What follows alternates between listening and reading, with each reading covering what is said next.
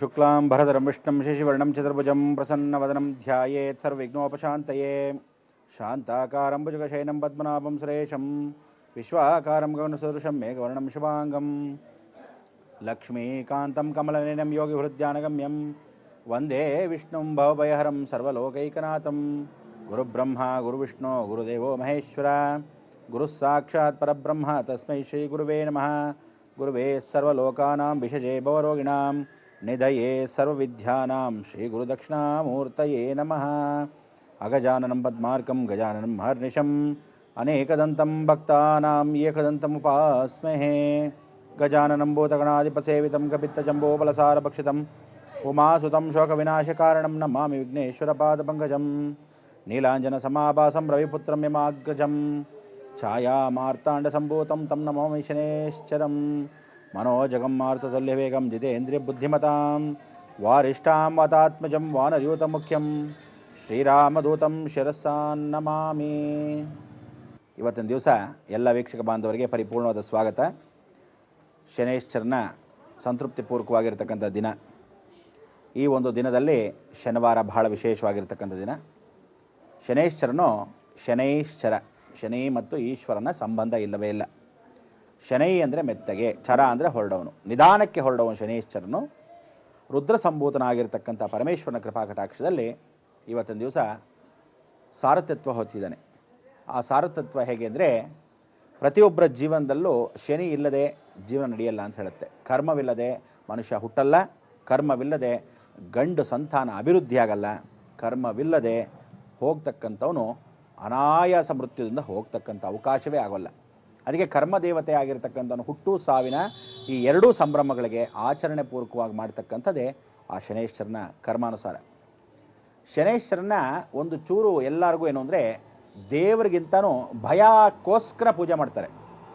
ಈ ಭಯಕ್ಕೋಸ್ಕರ ಪೂಜೆ ಮಾಡಿದಾಗ ಶನೈಶ್ಚರನು ವಿಶೇಷವಾಗಿರ್ತಕ್ಕಂಥ ಅನುಗ್ರಹ. ಇವತ್ತಿನ ದಿವಸ ಸಂಧಿ ಅಂದರೆ ಪ್ರತಿಯೊಬ್ಬ ಮನುಷ್ಯನಿಗೂ ಸೂರ್ಯ ಮತ್ತು ಶನಿ, ಸೂರ್ಯ ಮತ್ತು ಶನಿಯ ಸಂಬಂಧ ಹೇಗೆ ಅಂದರೆ ತಂದೆ ಮತ್ತು ಮಗ. ಜ್ಯೇಷ್ಠ ಪುತ್ರನಾಗಿರ್ತಕ್ಕಂಥ ಶನೈಶ್ಚರನಿಗೆ ತಮ್ಮನಾಗಿರೋನು ಯಮಗ್ರಾಜ.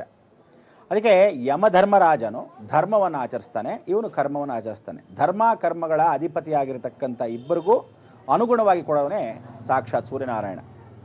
ಇಡೀ ಜಗತ್ತು ಸೂರ್ಯ ಪ್ರಕಾಶಮಾನವಾಗಿರ್ತಕ್ಕಂಥ ಈ ದಿನಗಳಲ್ಲಿ ಶನಿ ಪ್ರಭಾವ ಅಂತಕ್ಕಂಥ ಈ ಒಂದು ಕಾರ್ಯಕ್ರಮ ತಮ್ಮೆಲ್ಲರಿಗೆ ವಿಶೇಷವಾಗಿ ಮಾಡ್ತಕ್ಕಂಥ ವಿಚಾರ. ಯಾಕೆಂದರೆ ಇನ್ನು ಮೇಲೆ ಸಾಯ್ತಕ್ಕಂಥವ್ರು ಹೋಲ್ಸೇಲ್ ಆಗಿ ಭಾಳಷ್ಟು ಜನ ಹೋಗ್ತಕ್ಕಂಥವ್ರು ನಿಧಿ ನಿಯಮ. ಆ ವಿಧಿ ಹೋಗ್ತಕ್ಕಂಥದ್ದು ಹೇಗೆ ಅಂದರೆ, ಕೆಲವರು ದೋಣಿಯಲ್ಲಿ ಸಾಕ್ತಾ ಹೋಗಬೇಕು, ಅಂದರೆ ನೀರು ಪ್ರವಾಹ ಜಾಸ್ತಿ ಆಗುತ್ತೆ. ಆ ನೀರಲ್ಲಿ ಹೋಗ್ತಕ್ಕಂಥವ್ರಿಗೆ ಯಾರು ಹಿಡಿಯೋರು? ದುರಹಂಕಾರದಲ್ಲಿ ಅಡಗಿರ್ತಕ್ಕಂಥವ್ರು. ಚಂದ್ರ ಅಂದರೆ ತಲೆ ಮೇಲೆ ಕೂತಿರ್ತಕ್ಕಂಥ ಅವರ ದುರಹಂಕಾರ ಚಂದ್ರನಿಂದ ಉಚ್ಚ ಸ್ಥಾನದಲ್ಲಿದ್ದರೆ ಇವರಿಗೆ ಖಂಡಿತವಾಗಲೂ ನೀರಿಂದ ಸಾವು ಅಂತ. ಯಾವ ಮನುಷ್ಯನಿಗೆ ಹೊಟ್ಟೆ ಕಿಚ್ಚಿರುತ್ತೋ ಅಗ್ನಿಯಿಂದ ದಹನ, ಯಾವುದಾದ್ರೂ ಬ್ಲಾಸ್ಟ್ ಆಗೋ, ಭೂಕಂಪವಾಗೋ, ಭೂಮಿಯಿಂದ ಹೋಗ್ತಕ್ಕಂಥ ಅವಕಾಶಗಳು. ಸಾಲಾಗಿ ಹೋಗ್ತಕ್ಕಂಥವ್ರಿಗೆ ಅಂದರೆ ಒಂದು ಇಡೀ ಕುಟುಂಬವೇ ಹೋಗಬೇಕಾದ್ರೆ ಕುಜನ ಜೊತೆ ಶನಿ ಜೊತೆ ಸೇರಿರಬೇಕು.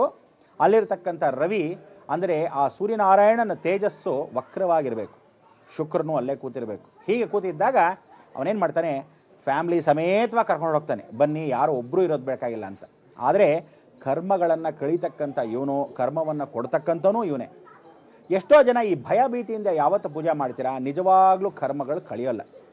ಶನಿಗೆ ಯಾವ ಕಾಲಕ್ಕೂ ಸ್ವತಂತ್ರ ದೇವತಾ ಪೂಜಿತ ಅಂತ ಕರಿತೀವಿ. ಶನೈಶ್ಚರನ ದೇವಸ್ಥಾನಗಳಿಗೆ ಯಾವ ಕಾಲಕ್ಕೂ ಪ್ರವೇಶ ಮಾಡಬಾರ್ದು ಅಂತ ಭಾಳ ಜನ ಕೇಳಿದಿರಿ.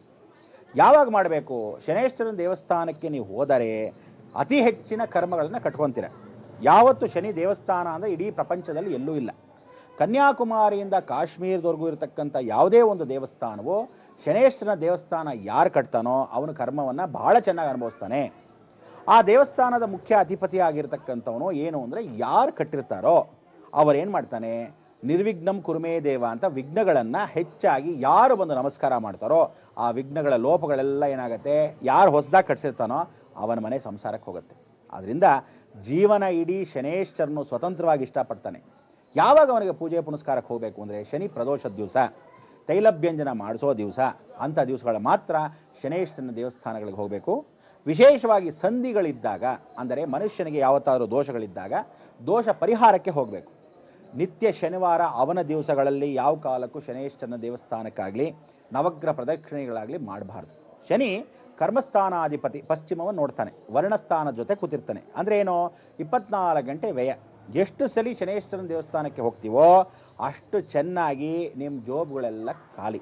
ಯಾಕೆಂದರೆ ವರ್ಣಸ್ಥಾನಾಧಿಪತಿ ವರ್ಣ ಶನಿ ಜೊತೆನೇ ಕೂತಿದ್ದಾಗ ನೀರು, ಅದಕ್ಕೆ ನೀಲಾಂಜನ ಸಮಾಭಾಸಂ, ನೀಲಿಯಾಗಿದ್ದಾಗ ನೀರಿನ ಅಂಶದಲ್ಲಿರ್ತಾನೆ, ಕಪ್ಪಾಗಿದ್ದಾಗ ಕರ್ಮಾಂಶದಲ್ಲಿ ಯಮನ್ ಜೊತೆ ಕೂತಿರ್ತಾನೆ.